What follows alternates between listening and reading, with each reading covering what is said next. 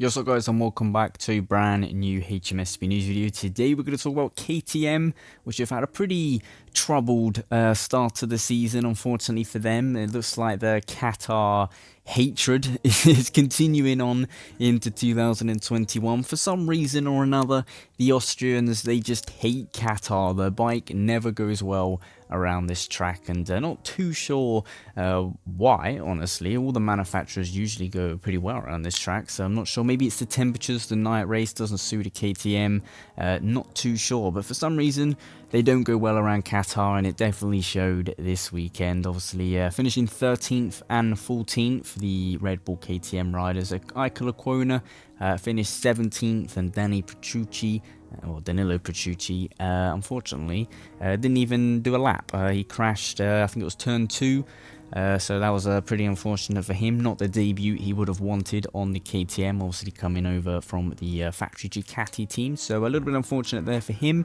But yeah, KTM struggling under the lights, which is unfortunate, because we do know that their bike is good. Obviously in the final round of 2021, Miguel Oliveira completely dominated that Grand Prix. That is where we're going for round 3, so it's going to be interesting to see if obviously KTM are kind of back where they were when the season ended. But yeah, Qatar not going to plan at all.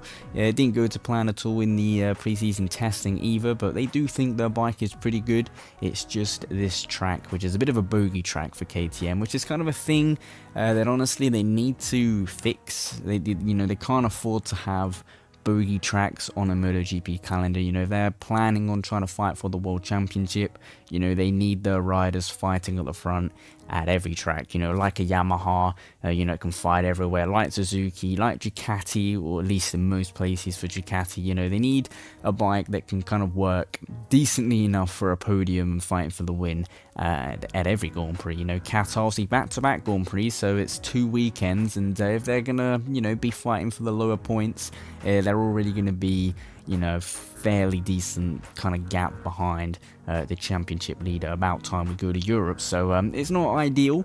Hopefully, for the second weekend, they kind of I don't know, can kind of figure things out a little bit and get a slightly better result than what they did in this week. And obviously 13th and 14th is not exactly where they would have wanted to finish. But like I said, they do have a good bike. We saw through 2020, they got 3 wins and a couple, I think it was like 5, 6 podiums or something like that, not too sure.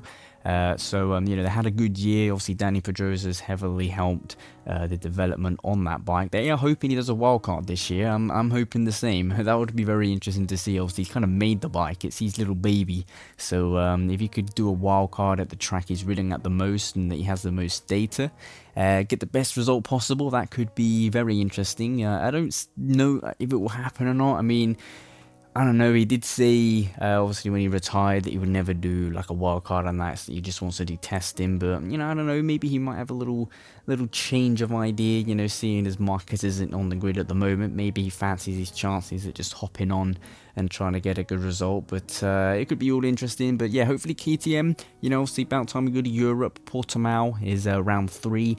That is when, hopefully, fingers crossed, we see them back to where they kind of should be, where they were last year, obviously fighting at the front for them podiums. And it is needed. We do like to see all the different manufacturers fighting at the front. We've even got Aprilia this year, looking pretty good.